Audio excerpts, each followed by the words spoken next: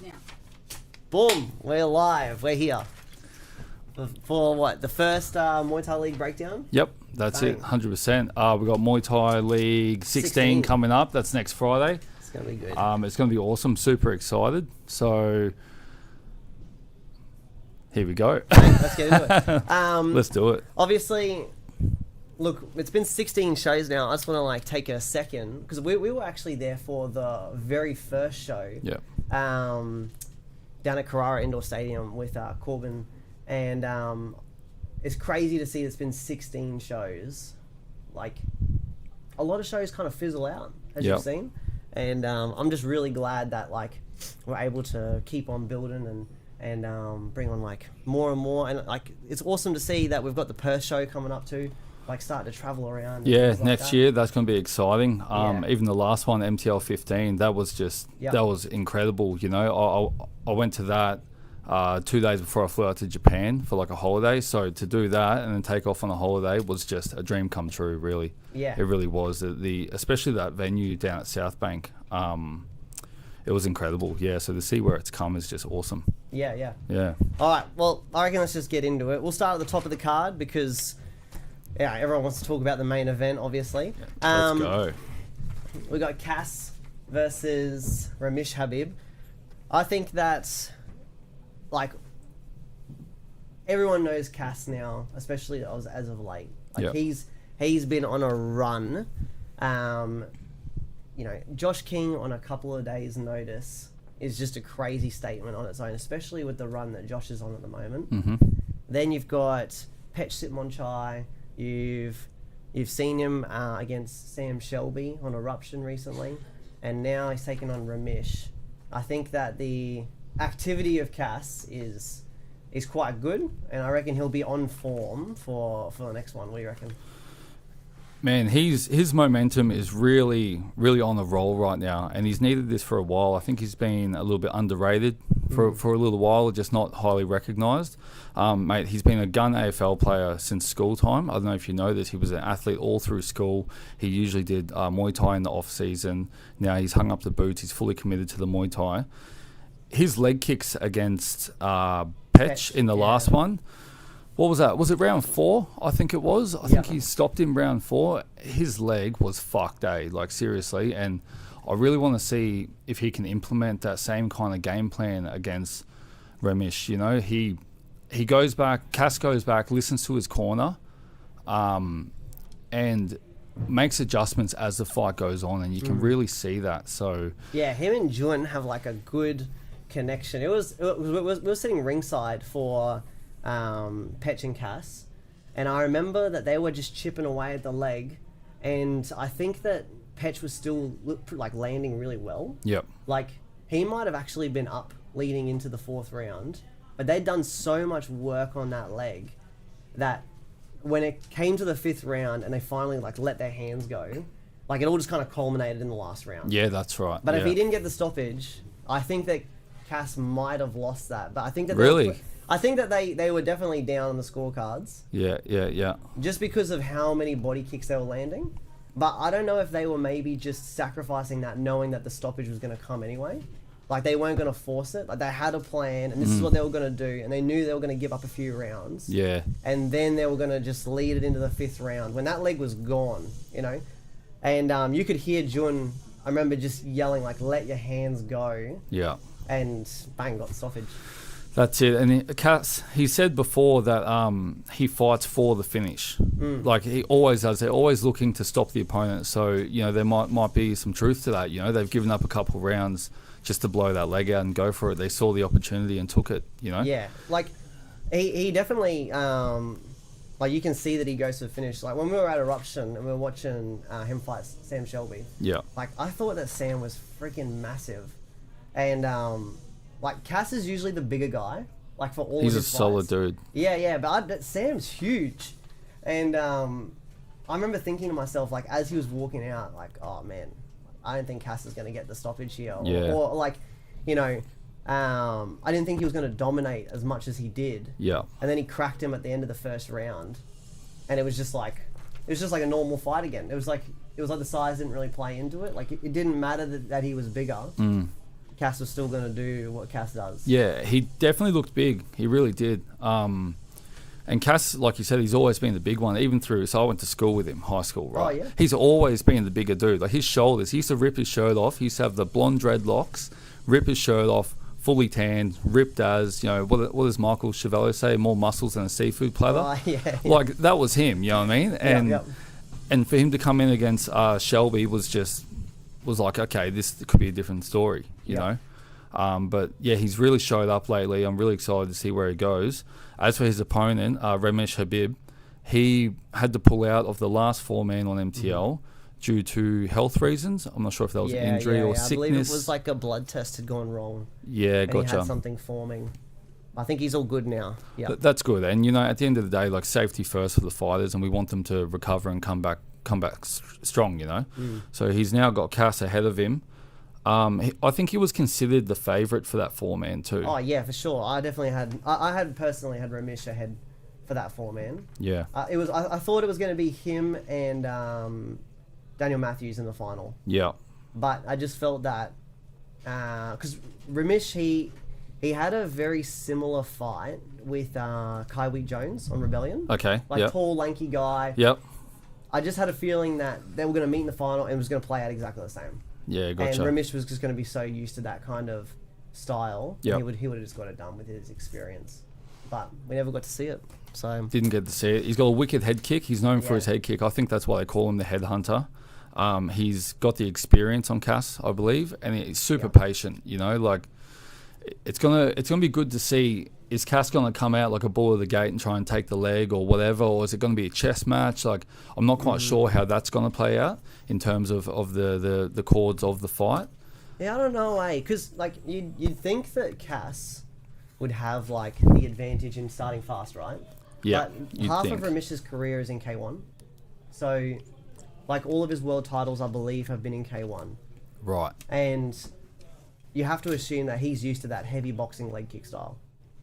Does that make sense? For sure, and they're quite known for conditioning as well, the kickboxers. Like you see, some of them don't check very often, you know what I mean, and things like that. So wearing it on the arms and the body and having that, like cop it and give it back like that counter strike style, I think that could be beneficial. So we'll see how that goes anyway. Yeah, yeah. Super exciting. Like, the other thing is Ramesh he's big boy. Yeah. I remember seeing him out the back of Rebellion in the lead up to the Kaiwi Jones fight. Yep. And thinking to myself, how the hell does this guy make 63? Like, he's huge. Is he? I've never seen him. He's huge, man. He's got such a frame for it. Yeah. I mean, he used to fight at 63. Yeah. And then he moved up to 67, won a world title there, K1 world title. Yep. Then he was going to jump up again for the tournament at 70. You know, so they're both 63 kilo guys moving up to 67. So they should be, I think they'll be around the same size. Like they're both big for the weight class is what I'm trying to say. Yeah, so for sure. I think they'll both be real big boys. I don't know how much like age is going to play into Ramesh's performance though. Like he has been out of the ring for 15 months. Yeah. So Cass very active. Yeah. So like that activity might be what gives Cass like the edge, especially in the early rounds. Yeah. In saying that though, I think that time off for fighters that are towards the end of their career is really good. It keeps them fresh. And I think that same thing can play into a few other fights on the night. Like a few people have had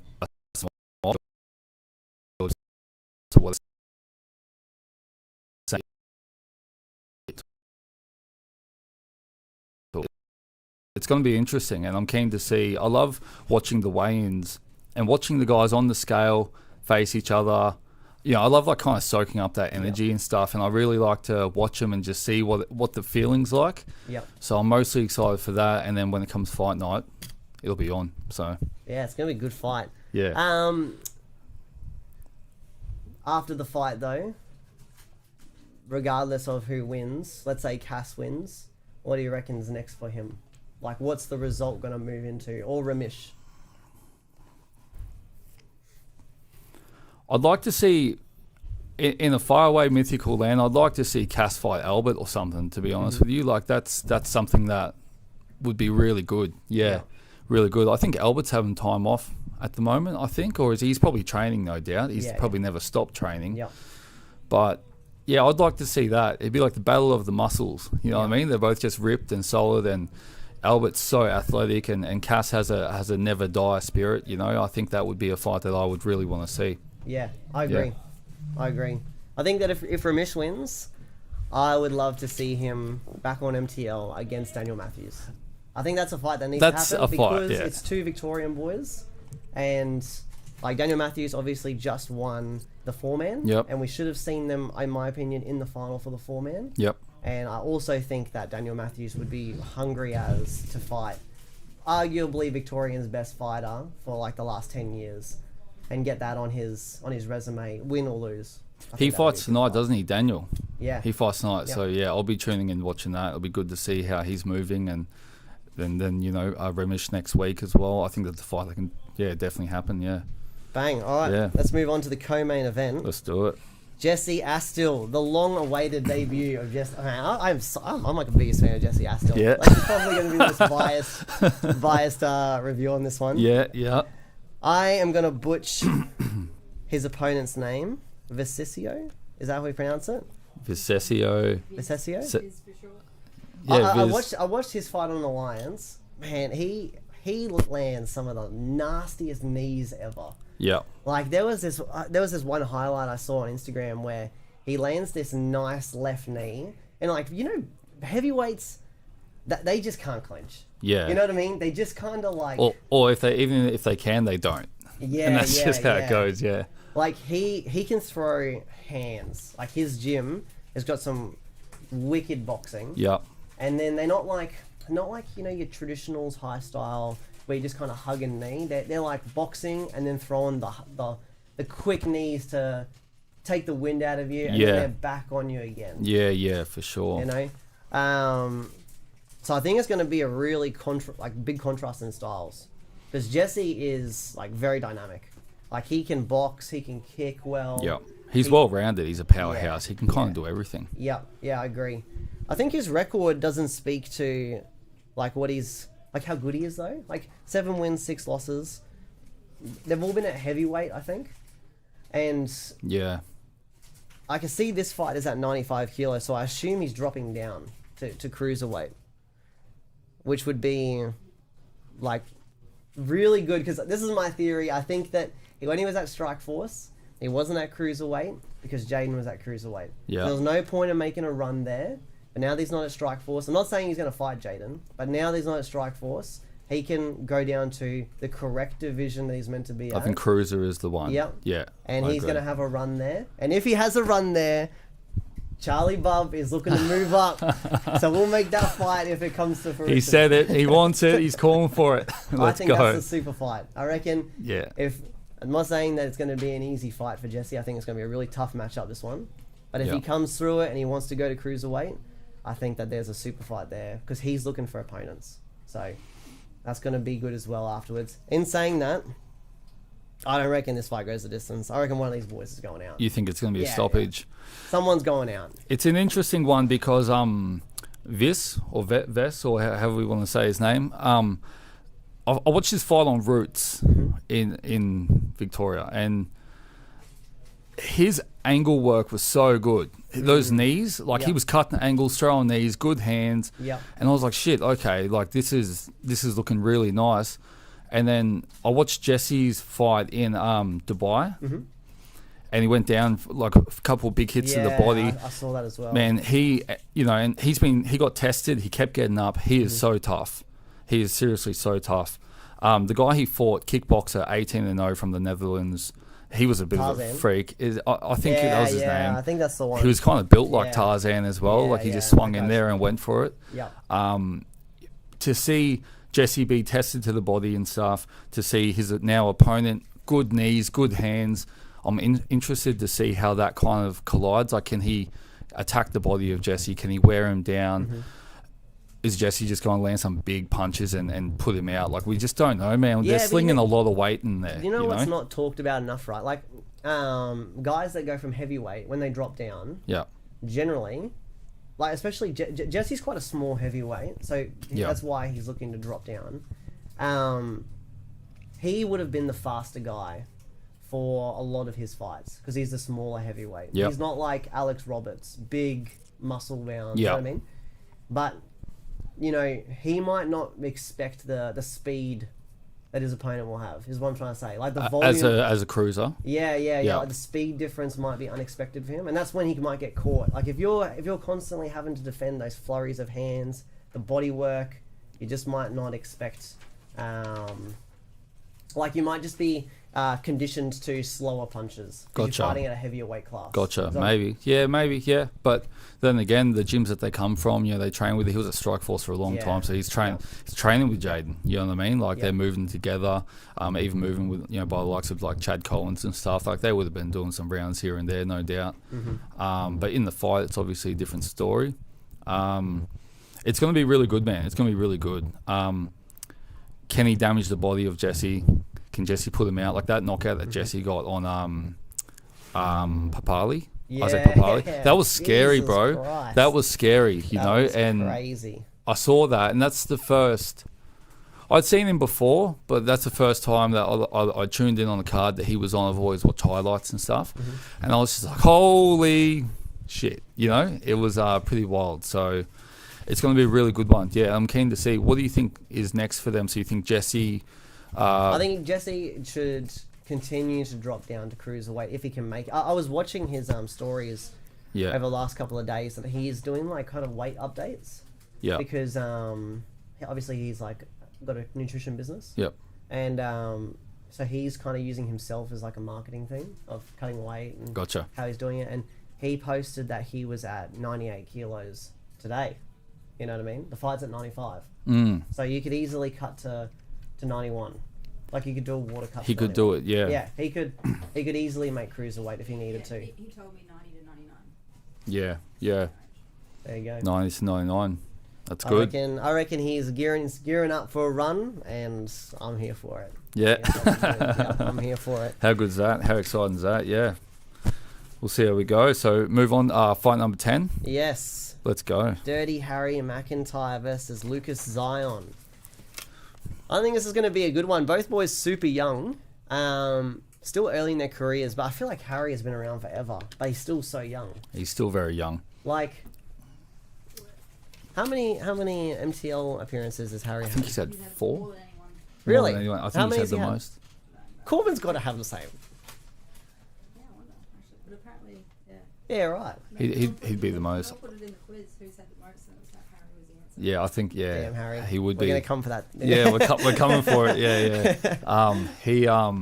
I think this is probably going to be fight of the night. Yeah. I'm really feeling it. Yeah. Harry's coming off 2 stoppages over Ash the Butcher and then Cam Dunlop. Yeah. Against Cam, to see the left side of his body from Harry's like leg kick, body kick, and all that was just. Since he's gone up in weight, his power has dramatically increased, and he's got that confidence about him. Like coming from the gym, they've got big support at the gym, and I think that plays a lot. Like I come from a gym where it was quite small, so I never had the big crowds coming to watch me fight and things like that. To have such like an army behind you, plus being Harry and having the trainers like Francis, having Matt the owner, Steve as well. They got a whole heap of strength and conditioning coaches at Victorious. It's a really good gym. I think he's really geared up for not only this fight, what is ahead of him in the future. I think he's got a bright future. I'm really keen to see where he goes from here. Yeah, I agree. For sure. I think Harry's been like a fan favorite of a lot of people for a while. I do agree with the weight move up. At first, I was a bit unsure because I remember when he used to fight at 67. Yep. And then he fought on Rise and he got stopped by Clayton Cook. And then they had a big break, and then he moved up to 70, and then he fought Luke Frazier. And obviously he didn't win that one, but that was like a lot tougher fight than maybe was anticipated. But it showed that he probably needs to keep moving up. Because I think the cut was, or not the cut, maybe the work rate at that division was just too much. So they've moved up again, and now they're at the right weight, because he's also another big guy. You know, he's a big dude, man. Yeah. Yeah, and he carries a lot of power. and just like the dynamic with Matt and him, like he listens so well. I don't know if you saw the video where they were calling for Ash kept catching the kick, and then he waited for him to catch the kick, and then he lands the right hand, puts him out. Not many fighters are able to like just do what the corner's calling for straight away. Yeah, you know what I mean? For sure. So they're at the right weight class. They got the right dynamic now, and I think it's all going to come together. In saying that, though, Lucas Zion, man, that kid is dangerous, man. He's very, very explosive. Formerly, I'm not sure, trained out of Urban Muay Thai. Now he's with Mentality. Yep. And training out of, where's he at in Thailand? I'm not Sang sure. Tanoi. Sang Tanoi, yeah, right, yep. Man, I think that he's going to come in quite... He's definitely going to be really fit. Yep. I think that they're going to come in with the game plan that Luke Fraser had. Yep. Just get in his face and just work. I reckon they're going to try to just put the gas down for all 5 rounds because they got 2-minute breaks in between. So you can afford to go as hard as you can, get in his face and work, and then you got 2 minutes to rest. And then go again. For sure. Go again. Yeah. I reckon that's going to be the game plan. I don't think they're going to sit on the outside and try and outpoint probably the bigger guy, the taller, bigger guy. They're not going to try and do that. They're going to have to get in and just... Yeah, get dirty with Dirty Harry. Just like what Luke did. I think Luke kind of laid the blueprint. Yep. And, it's just a matter of can he do that, though? Because I think that at the 70 kilo weight, maybe Harry didn't have the same power as he does now because he's moved up to 70 and now he's stopped 2 guys. So you might risk jumping in his face and then you get put out. Do you know what I mean? Yeah, for sure. His before I talk about Lucas, against Luke Fraser, his elbows, like when you watch the replay, like you see like so many of them landing, just missing, he's like a echidna. Like you get close to him and he just sticks you, bang, bang, those elbows. You got that punch against Ash, like you said. The power's going up. He's really good when someone's coming at him. Don't get me wrong, but Lucas Zion's, I'll admit, I haven't seen a lot of him. I've seen him hit the pads. That's a little bit scary, And I saw him, when I first kind of saw him in person, he was out the back of the Q1 event. And when he was like holding pads for a few of his guys and stuff, he just has this, is it like a swagger confidence? Like he's just got this confidence about him that you can feel in the room. And I remember, it's like the MTL gods listened to me. I was like, who is this guy? Like I want to see him fight. Yep. And then I saw him match with Harry and I was just like, let's fucking go. Like we are on, dude. He looks unbreakable in his spirit. Even when he's talking during the interviews, when they've interviewed him for the promos leading up to the event, I just go, yeah, this is going to be really good. So I'm interested to see how my perspective of him in that manner matches up with this new Harry that we've seen come up through the division at a heavier weight, stopping guys. It's going to be great. And it's for the title. It's 5 rounds. That's what we want. We don't want this over 3. We want 5, you know? Yeah, I agree. I definitely think that Lucas is... Like, he hasn't been fighting, obviously, within Australia. Yeah. Like, he's been busy overseas. Yeah. I think that he's, like, really keen to make, like, a big domestic breakout. And I reckon Harry's the right one. And then I think that after the fight, whoever wins needs to challenge... Levi Steele for the WBC title. I think that both boys are definitely, jockeying for number 1 position. Yep. And I know Levi just defended, and if he continues to defend, he should defend against one of these 2 boys. Yeah, for sure. Or vacate, try to go for the Oz strap, and then whoever wins should definitely have a crack at it. Go for it. Yeah. That'd be a good future for the both of them. I think it'd be great. And that Levi Steele, he's very tall, very lanky, very wiry, but both these other boys are also very tall, but they're not quite as wiry as him. But Levi's just like, he's just smooth. He just hits you, he scores. It's real nice. He's got good Muay Thai, traditional Muay Thai technique, I should say.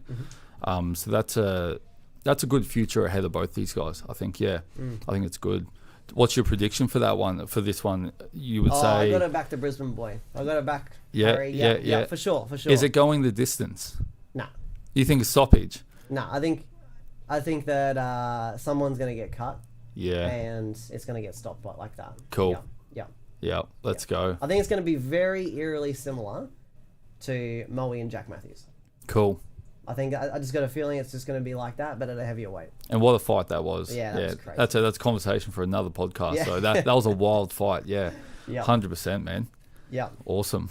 All right, down we go. Fight number 9. Tegan Daly and Nong B, the return. Return of the Killer Bee. Yes. Let's I think go. that's going to be a good fight between these girls. Obviously, B's been out for a while due to ACL. Yeah. Yeah. And she's recovered. She's had a massive just rehab program. She's gone heavy on the S&C.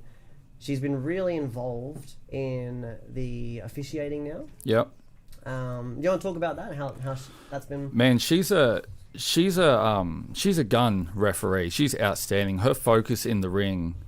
I watched her at MTA Nationals, and her focus in the ring is just awesome. You know what I mean? And I'd love to see. Like, she had one fight in Thailand. I think she got the stoppage over there. That's since she's come back. But now she's coming back to Oz. She's got a top quality opponent. Like, we don't know much about the other girl from Thailand.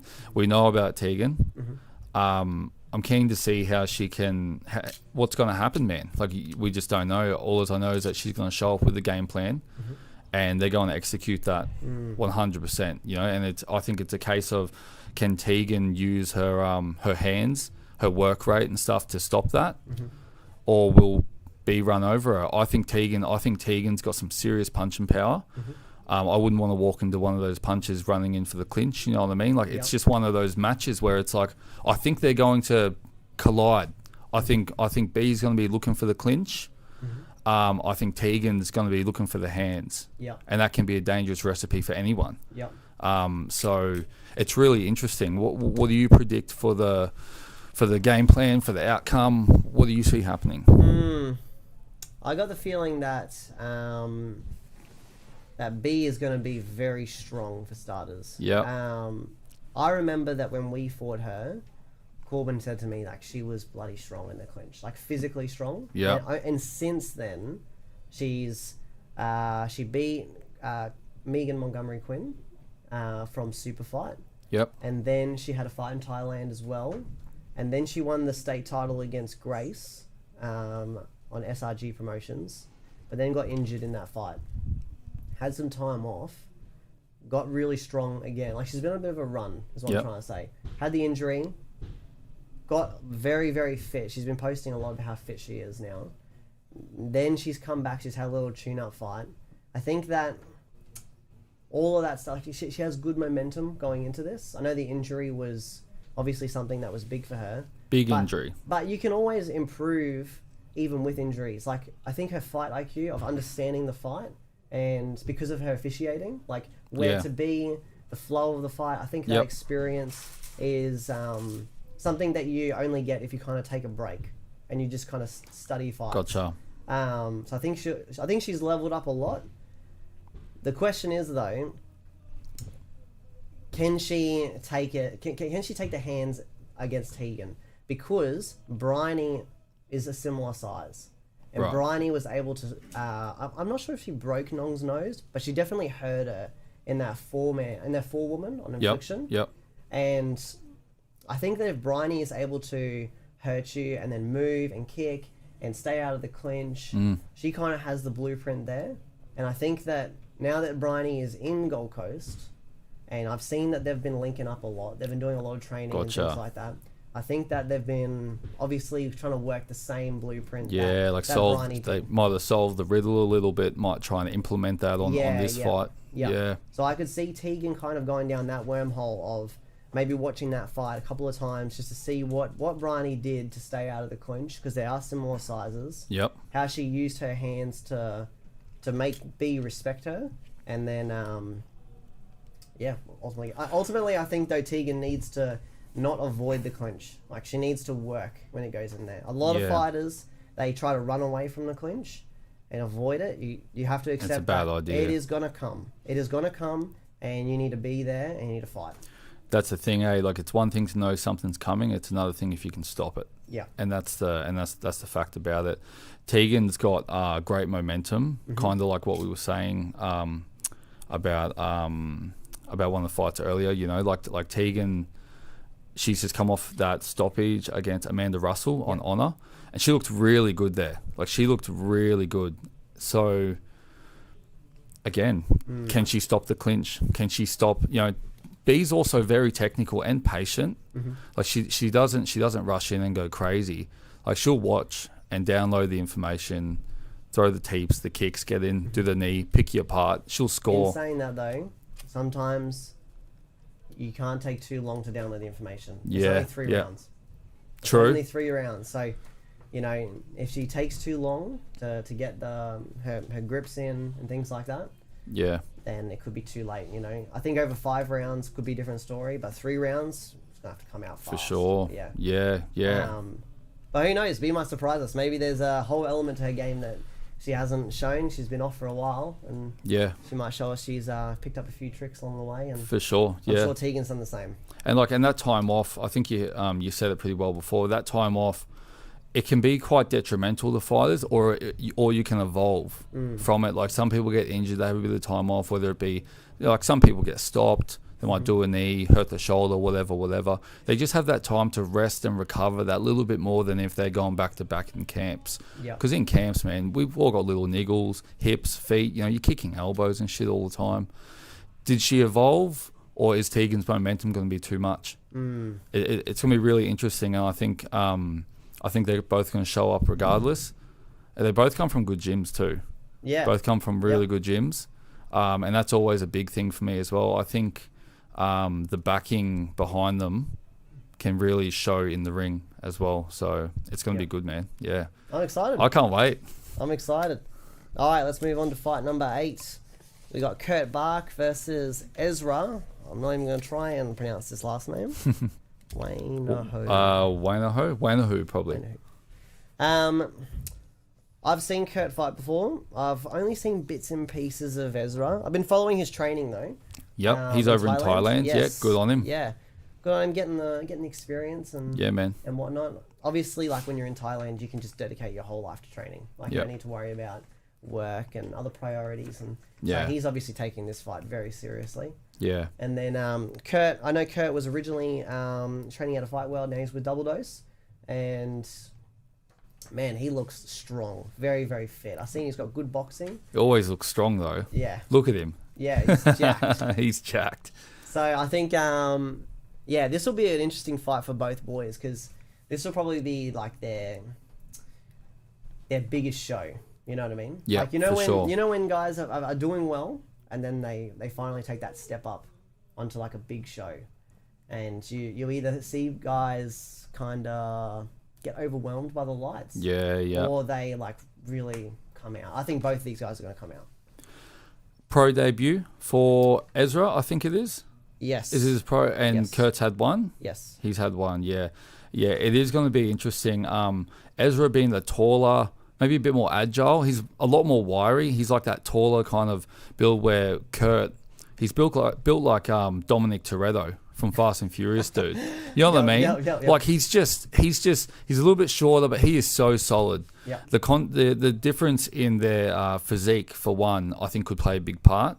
Ezra looks like he's got good knees and good elbows, especially when he's like on the flurry. I think he had I know it was an 8 count. I'm not sure if it was a stoppage. I think it was on Destiny. And it looks like he can put it on when it comes down to it.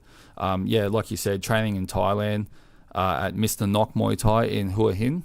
That's like between the Bangkok and Phuket area along the beach there. It's really nice there, man. Kurt looked really good against Gavin Dobson. He fought him. I can't remember the promotion right now, but there was like multiple knockdowns. He was tested. Like, Kurt, he got 8 counted. It might have been Alliance. I think it was the first round. Yes. And then he knocked the other guy down. Kurt might have got knocked down again. I can't remember, but it was like a back and forth classic heavyweight throwdown. Yeah. And he prospered in the end and got the win. So we've seen him tested. I've reffed him before as well. He's a mountain of a man to move, especially on the breaks. Yep. But he listens, and that's really good as a referee. It's going to be really good. I'm keen to see where Ezra kind of shows up. And as for game plans, I don't think Ezra's going to like try to use. I think he's a bit taller. Correct me if I'm wrong. I'm not sure. He might be a bit taller. I don't think he's going to try and use the height and stay away. I think they're going to collide again. That's what I think is just going to happen. You reckon it's going to be like a good contrast of styles, like knee elbow fighter versus more of like a heavy boxer? Heavy, yeah, that's what I think it's going to be. I think Ezra's probably going to use a lot of knees and stuff. You know, like if he's probably showed the Thais in Thailand, this is who I'm fighting. They've gone, okay, this is what you have to do, and he's probably been doing it twice a day for the last 14 days straight or whatever the hell they do over there. So I think we're going to see a lot of knees, elbows, and just a straight collision. Yeah, but hopefully nice and technical and a contested fight. Yeah, I think that Kurt, like all from what I've been seeing and what I've spoken to him, he's definitely been trying to make himself more well-rounded. Yeah, like he's been kicking a lot better, a lot more now. Trying to just level up his fight IQ and just be not just like a big muscly guy who can punch. He wants to be able to show more than that. Yeah. So I think that on the night it's gonna be a good fight. Man. Yeah, he's super confident as well. Kurt's got that thing about him. Like he doesn't seem like, I don't know if he's got the face and shells it. He doesn't seem phased by fighting, man. Like he doesn't. He's very stoic. He's very handsome. He's very muscly. No, he's it's really cool to see him warm up before he goes out. He's not really, he doesn't get the jelly legs or the nerves. So it's gonna be good, man. Yeah, super keen. Oh, I'm keen as. All right, moving on to fight number 7. We won't spend too much on this one because it's still. Are we announcing this one? We are. Ben Nola. Oh no, never mind. We will come back to that one. We'll do that one and then go to that one. No worries. All right, let's go to Melinda versus Kalila. I reckon this is going to be a really good fight too, actually. I've watched Mel so many times. I reckon, and it's been really good seeing her drop down in weight. Yeah. And continuing to test herself. Obviously, she started at 57. For Corbs, for Dory. Then she started to move down. Now she's at 52. Yeah. She had a wicked fight against Carly Ryan. Unfortunately, didn't get the win. She got cut. Kalila, been on Muay Thai League maybe 3 times, could be 4. I'm not sure. She's got a wealth of experience. Like they both have a lot of experience, but for a young girl, how old is Kalila? Is she like 19. She's just 19. Man, I've seen her on shows left, right, and center. Yeah. You know what I mean? It's gonna be interesting to see the power difference. That's what I'm interested in. So Mel's last one, where she got cut, that cut was huge, by the way, over her. It was like on the right side of her forehead. Yeah. There was blood everywhere. She had like really nice. You know when fighters, when they kick and the kick just rolls in, it lands well, whether it's on the guard, on the body, and you just hear that crack. Yep. It had that. She had seemed like she had more sting in her strikes from what I've seen in the past anyway. I'm interested to see if the power, if Mel's like more powerful than Kalila. I'm not sure where that's going to sit. I'm not sure. I think that could be a big defining factor. I don't reckon it'll even be a question. Mel will have more power. Way more. I think that. But will it affect? I don't know if it will early. Yeah. But I think that the work rate of Kalila just does not stop. Yeah. She is just in their face. And I've seen her fight girls who are strong. Yeah. Who can kick hard. And the first round or so, it's not looking good for her. And then she just keeps going. She just keeps going. She just wears them down. Yeah, grinds on them. And she can fight everywhere. She can box well. She can kick the body. Yep. She's really good in the clinch. And she just puts it on the whole fight. And eventually she just wears them down to the point where the girls are just like kind of covering up towards the end, just trying to throw one shot and then move, one shot and then move, and she's just on them the whole time. So I think it'll be a case of Mel will do well early on, I think, and Kalila will come strong in the end, and it'll just be a matter of can Mel keep up with the pace and keep her power for the full 3 rounds, or will Kalila get to her and try to almost outwork her You know how teenagers, when they come up, they just have like infinite stamina. Yeah, man. You know what I mean? Yeah, The lactic acid doesn't hit them the same. Yeah. She's kind of like that. Yeah. You know? I'm with you. Yeah, for sure. She's also riding good momentum. I've seen her fight everywhere, man. Yeah. Like, she'll jump on any show. Yeah. She's probably done a bunch of inner clubs as well that we haven't even seen up on the social medias and stuff. Yeah. Fought in Thailand. It's going to be good. Bit of a younger versus older kind of thing. Mm-hmm. Like I said, Mel looked really good in her last one. It's probably the best I've seen her move. Yep. I think she's better at this weight. Yep. I'm really keen to see where the power sits in this matchup. Mm-hmm. Yeah. She is an avalanche though, Kalila. She's like you said, she just keeps going and doesn't stop. And yeah, it's going to be, I think it'll go the distance. Yes. And I think it'll probably be a close fight in the end. Yeah. Yeah. Yeah, I think it also depend on just how the judges are scoring the shots. Like, you know how you got those single big shots versus the volume? Yeah. You know, so I think that'll play a big factor in how some people see the fight. Like, you know, some people will see those big shots as scoring better. Yeah. Other people see just who's controlling it, the volume, better. So Yeah. I think there'll be a lot of people on the fence that might say, oh, you know, I thought the Kalila did more, or I don't know, I thought that the Linda had done more damage. Yeah. Either way, it's going to be a banger. It's going to be good. For sure. It's gonna be a good Especially fight. like if there's, due to like kicks or whatever, if there's like physical damage, like reddening on the ribs or arms or whatever of Kalila from the power. Yeah. You know, it's always effective Muay Thai technique with power on target. Yeah. So that's where we score. So, but then again, you know, if Kalila hits her 6 times and there's only 1 hit in return, that's where you kind of go, okay, what are we scoring more? It's a case by case situation there. So, it's going to be awesome. Yeah. Yeah, I'm keen. Yeah. I'm keen to see where Kalila goes from here. Well, what's next for her, would you say? I think regardless. What's next for Mel even? Yeah. I would like to see Mel fight maybe like Jessie Wong from Cool. PTJ. Cool. Yeah. Or I'm down for that. even Skylar Hamill. I know that both those girls just fought recently on Coastal, Yep. and I reckon that I think that's a good level to have a crack at. Do you know how old Skylar is now? Oh, similar age to Kalila, maybe 18, 19. It might just be Yeah. 18. Yeah, Yeah. that's good then. Yeah. Yeah, she's had a heap of fights as well. Yeah, 33. That's a lot of fights. I'm waiting for her she'll come up now that she's like, you know, an adult, Yep. come through the pro scene and go for it. Yeah. Yeah. No, Yeah. I'm keen as. I think that's going to be good. Let's move on to the next one. For Who sure. we got next? Now go Ben. All right. Let's have a look here. Ben Nola versus the late replacement of Josh Wright. I think this is the official announcement. Yeah, I'm keen as. This Ben's is the good announcement. as. Yeah. Yeah. I like Ben. I'm glad that he was able to find a replacement. He was originally set to fight the Thai from PTJ. That unfortunately didn't come through.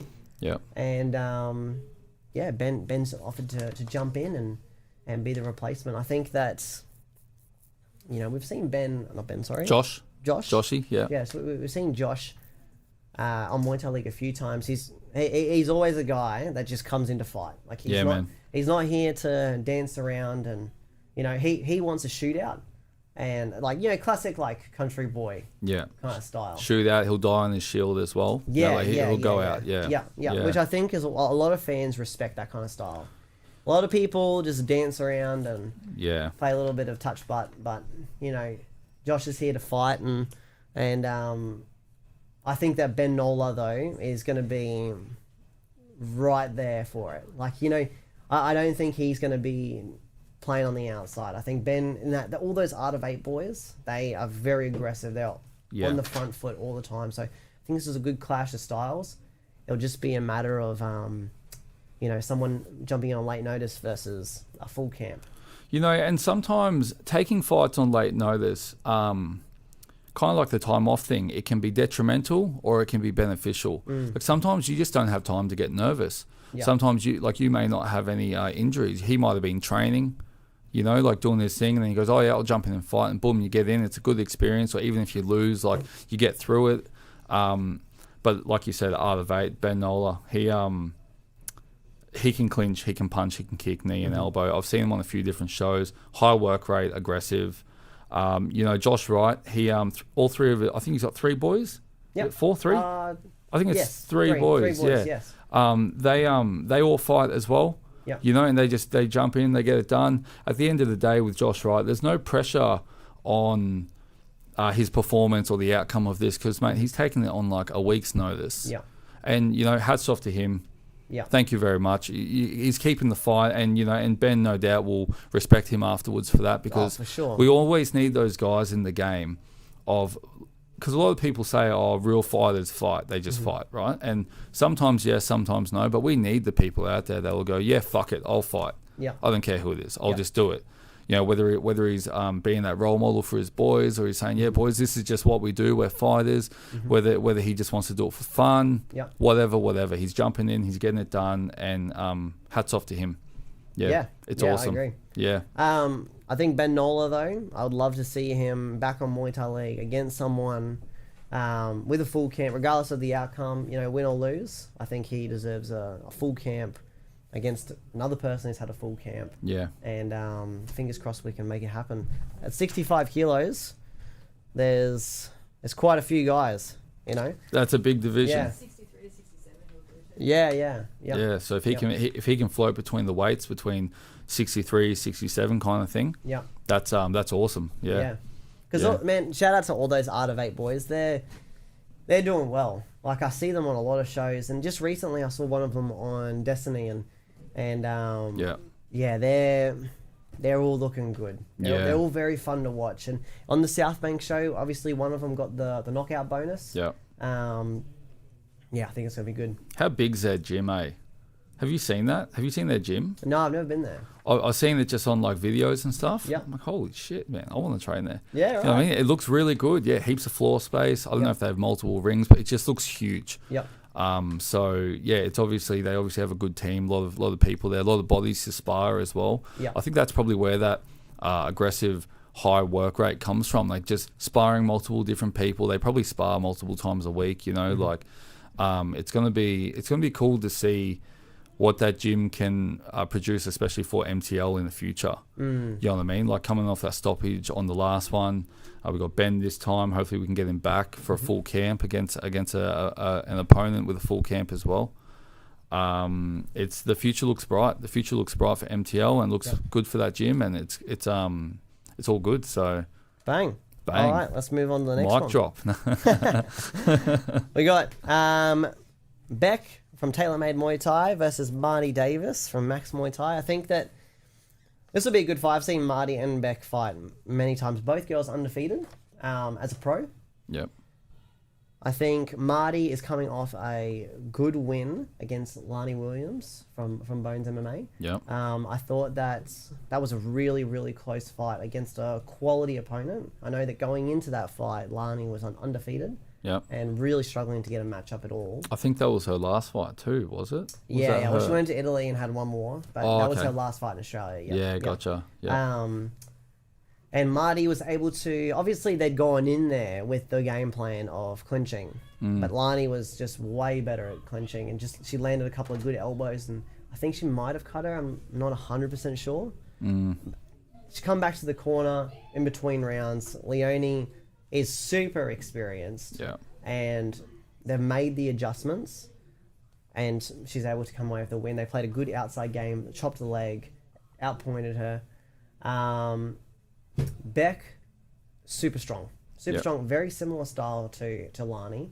Also another clincher.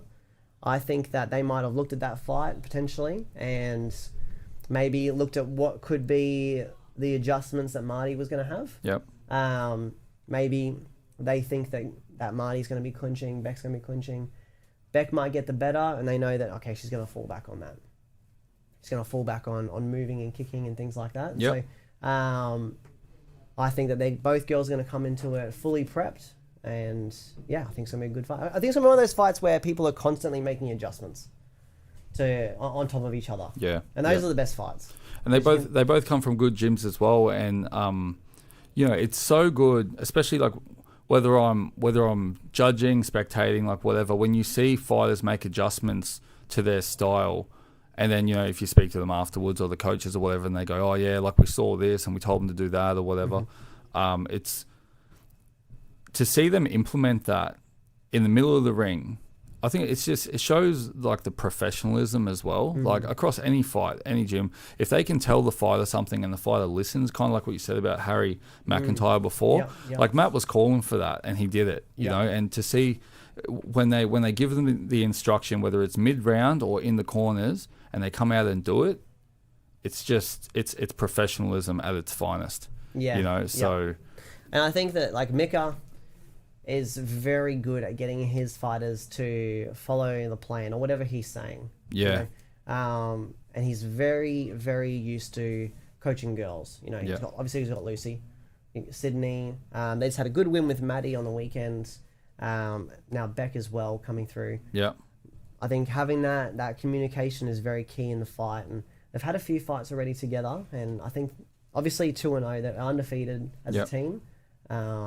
So I think that'll play into it as well. They'll do very well. Yeah, for sure. Do you think there's a method to training and coaching women, like in terms of like during the fight or preparations? Like, what do you think about that? You think some people probably just don't adjust to like coaching as well with certain people, or what do you think that kind of is?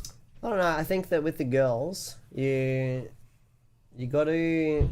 I'm not saying you got to be softer with them. That's probably the wrong thing. Yeah. But you definitely need to pay more attention to their emotions. Yeah. If that makes sense. With the boys, you can kind of say how it is, and that's how it is, and they just get on with it. Whereas with the girls, you just got to be careful with not so much how you say it. You can still say it how it is. For sure. You just can't be like getting angry at them. For sure. Things like that. You just have to be careful with how you play around with their emotions. Yeah. Because that can, like, I don't know if you noticed this, but when boys fight, it's very, very entertaining, and you know anyone can get knocked out at any point. But when girls fight, it's very like it's like fierce. Yep. It's like someone just like robbed them. Yeah, you know what I mean? Like they just get into it. Sometimes the girls fight even harder than the guys. That part of them that makes them mothers and stuff comes out, and like that mama bear energy comes out, and they, like you said, they become fierce. I've even heard before, like it's hard for women as well when it comes to like cutting weight with like menstrual cycles and things like that, which I never even considered or knew that. A long time ago. I know now, obviously, and I thought, wow, here I was complaining about cutting weight, and there's times where like their menstrual cycles can affect their weight and how they can water load and strip down in the sauna and stuff like that. Like, and you just go like, man, that must be hard, you know, something that we would never understand as well. No, we will never understand. And it's one thing if you say you understand it, I guess, as a coach, but to let them know and make them feel like you actually do understand and understand how they're feeling, where they're coming from, like I think that would also be paramount. You know what I mean, to their performance and their output on the day. So no, I agree. I agree. Yeah, for sure. Crack a fight. I think someone's has to go, and it's going to be a good one. I think either way, at 55 kilos, there's a few girls that are hanging around that area that they can definitely match up with afterwards. For sure. Yeah. That is our last of the pro card, I think. I'm just looking through now. Yep. Do we want to talk about the amateurs? Yeah, I reckon another 10. Yeah. Across all of this. Yeah, sweet.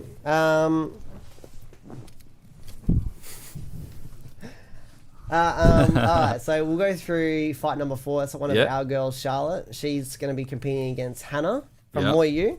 Hannah's jumping in on late notice from Thailand. Yep.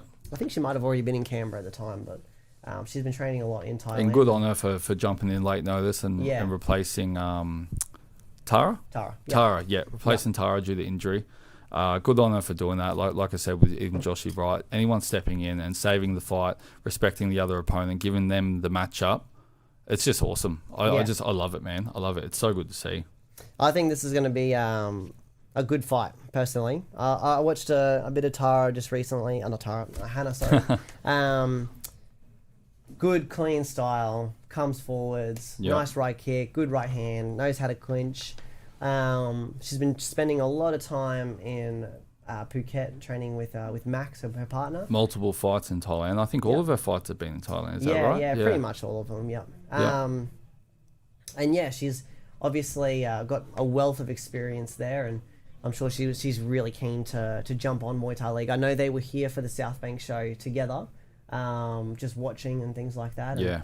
I'm sure that after that show, they probably thought, I'd love to get on, and especially with the talks of Max and Albert and things like that. I'm sure Yeah. Hannah was keen to jump on as soon as she heard they were looking for an opponent. So hats off to her. And what do you reckon? So we got Charlotte, forward pressure. She had a great performance on the Conquest Muay Thai promotions. Shout out to Brody and Elise up there. Do you think Hannah will collide with that pressure? Do you think she will evade? Charlotte's your fighter. How do you kind of see that panning out? Do you think, are you coming in with pressure? Do you not want to disclose any information? What do you reckon? Look, I just think it's going to be a good fight. Yeah. I think that both girls are just there to entertain and have fun, and Charlotte is just keen to get in there because we've really struggled with opponents for her in the past, and like the last Muay Thai League, we had something ridiculous, like 7 different opponents who were trying to get lined up, and it just never came to fruition. Wow. And then we jumped up 3 kilos on Conquest just to get a fight and make it happen. So honestly, she's just keen just to get in, be at the right weight class finally, and just make it happen. Yep, for sure. And Hannah, she, being Max's partner, Muay Yu, good gyms, plenty of time in Thailand, experience. It's gonna be great. Yeah, I'm super keen to see how that plays out. Yeah.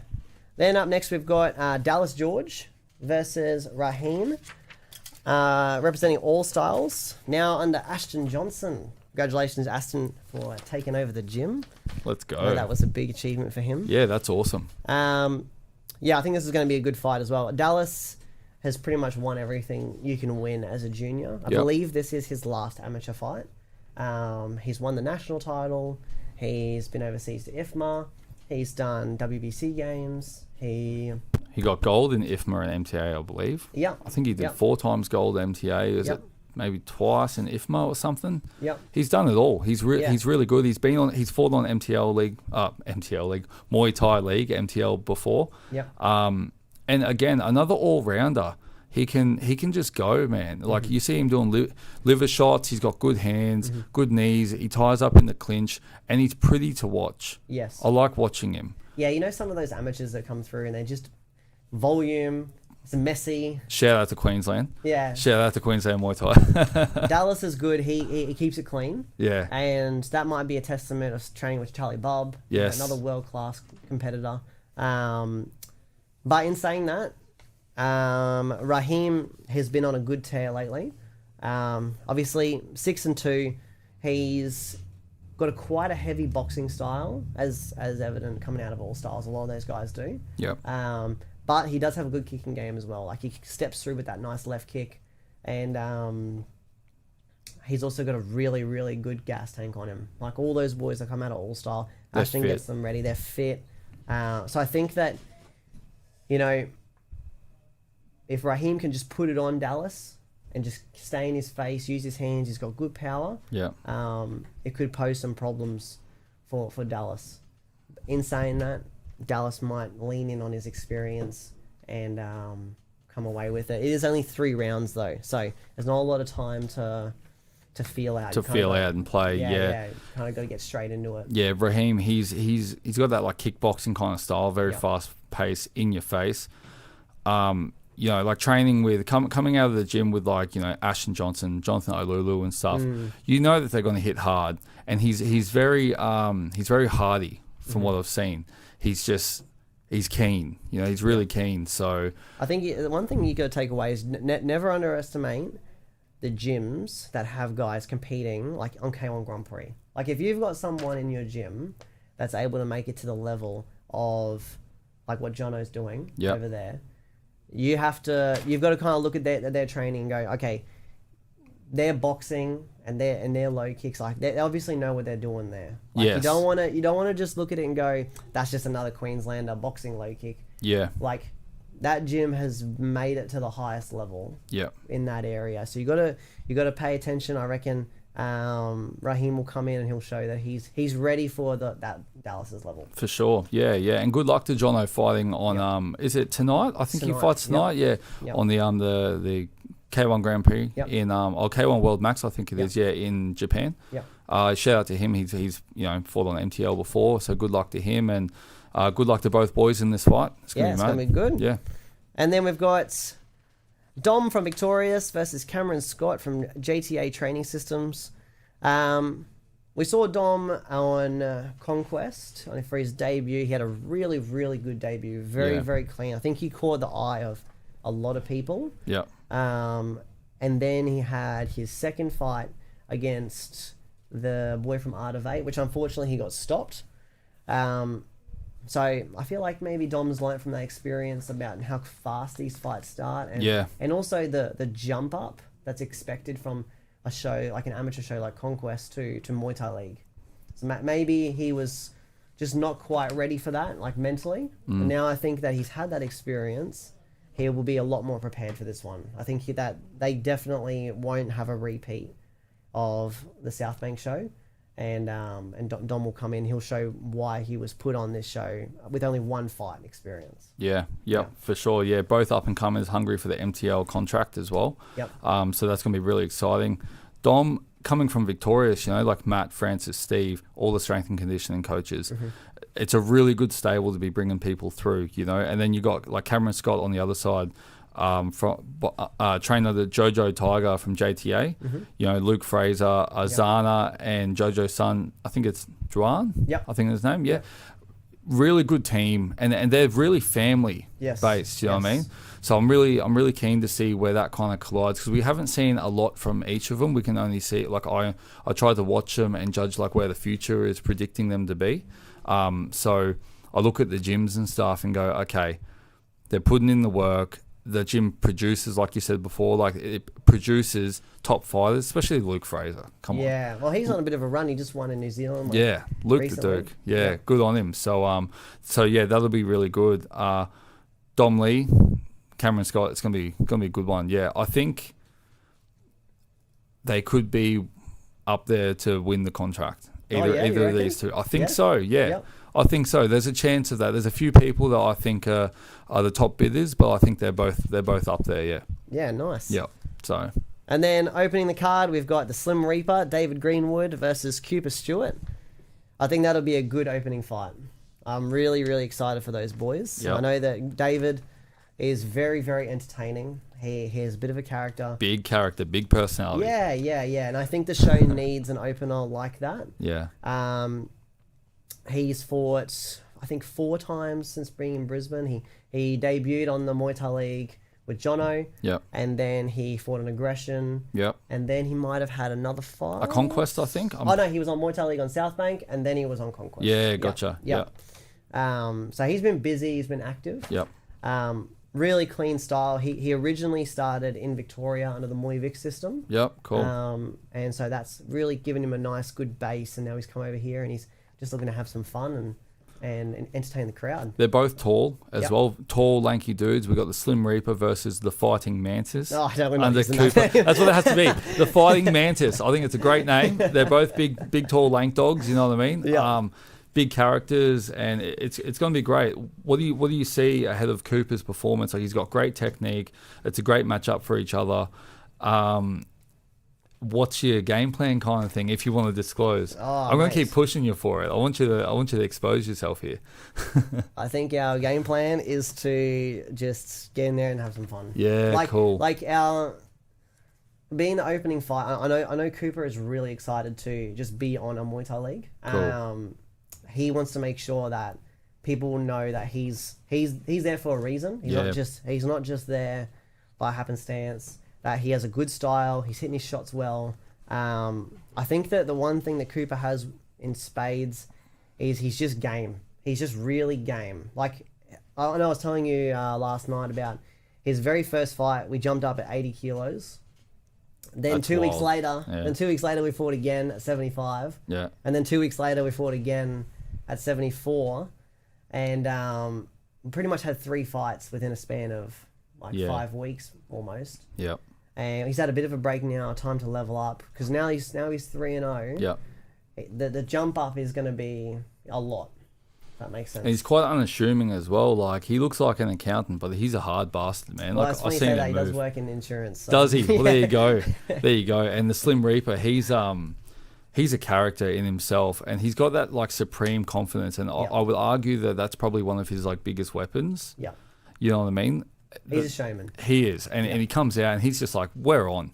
He just wants to fight. So you got someone who's super game, someone that's super confident. They're both tall. Mm-hmm. It's the best opener for the show. I agree. Yeah. 100%. Yeah. Oh, mate, I think it's going to be good. So that's it. How many? I'm going to key off screen. How many contracts are up for grabs? 2 to 3. 2 to 3. All right. On the cut. This is for anyone, right? Yeah, anyone that wants to be eligible. Is this also the last 3 fights, like Harry and them? Yeah, I'm gonna message them all and see if they want to be Yeah. basically in the pool. So it could be potentially anyone on the card. Even like Cass as well.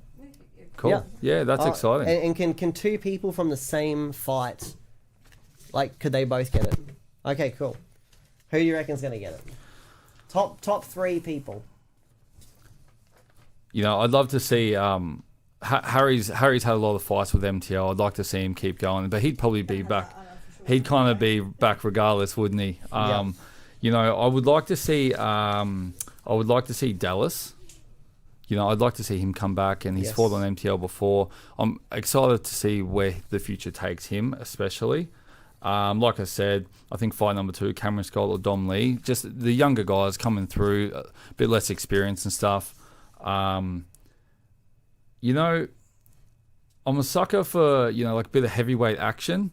Mm-hmm. I'd like to see one of the heavyweights as well get a contract. I want to see some heavyweights throw down. Yep. A lot, yeah. I love who doesn't like a heavyweight slug? As long as it's technical, it's great. So I'd love to see something like that, yeah, for sure. But hey, Long B, Tegan Daly, like, we'd love to see all these people come back. Melinda, Charlotte, it's awesome, you know. So I'm kind of throwing my hat at anyone.